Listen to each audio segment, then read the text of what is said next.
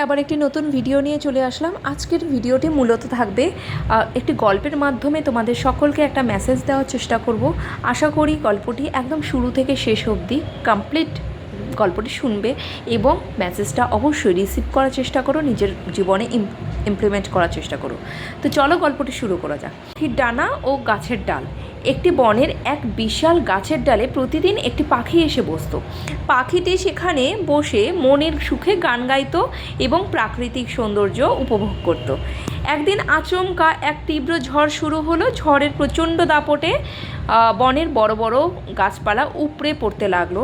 যে ডালটিতে পাখিটি বসেছিল সেটিও মরমর করে ভাঙতে শুরু করলো। কিন্তু পাখিটি বিন্দুমাত্র ভয় পেল না বা আতঙ্কিত হলো না। সে শান্তভাবে বসে রইল। ঠিক যখন ডালটি ভেঙে নিচে পড়ে যাচ্ছিল, পাখিটি ডানা মেলে আকাশে উড়ে গেল। পাখিটি জানতো যে ডালটির ওপর সে বসেছিল সেটি দুর্বল হতে পারে এবং ভেঙে পড়তে পারে, কিন্তু তার ভরসা ছিল ডালটির উপর নয়, তার নিজের উপরে ভরসা ছিল, তার নিজের ডানার শক্তির উপরে ভরসা ছিল।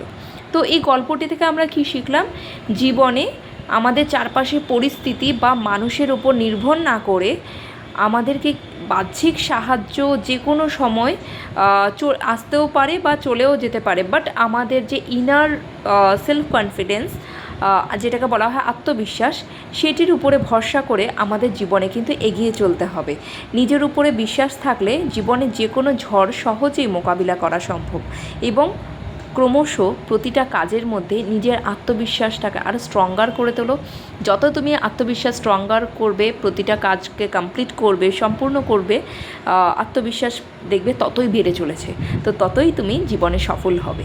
সো আজকের গল্পের মাধ্যমে আমি তোমাদেরকে এইটুকুনি বলবো, যাই করো না কেন আত্মবিশ্বাসটাকে একদম স্ট্রঙ্গার রেখো। আত্মবিশ্বাস অবশ্যই বজায় রেখো নিজের মধ্যে, কেননা তোমার উপরে কেউ নেই। You are the unique person of this world. Okay, so চলো আজকের ভিডিওটি এখানে শেষ করছি। নেক্সট ভিডিওতে আবার দেখা হচ্ছে। Thank you.